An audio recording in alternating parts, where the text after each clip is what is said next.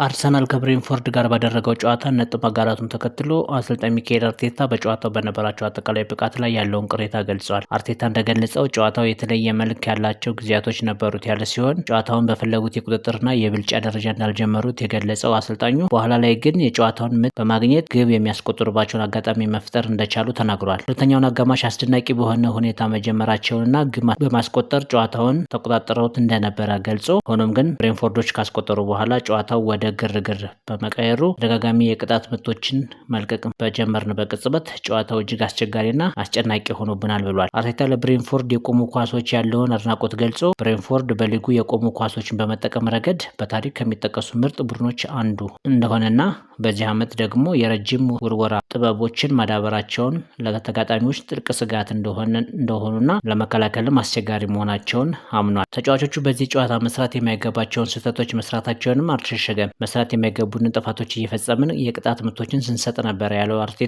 ተጋጣሚን አልፎ ለመጫወት ቡድኑ የበለጠ መረጋጋት ሊኖረው ይገባ እንደነበረ አጽንኦት ሰጥቷል። አርቴታ ማሸነፍ እንፈልግ ስለነበረ 2 ነጥብ እንደጣልን ሆኖ ይሰማናል። ሆኖም ጨዋታው በጣም አስቸጋሪ ነበረ፣ ጉዟችንን እንቀጥላለን ሲል አስተያየቱን አጠቃሏል።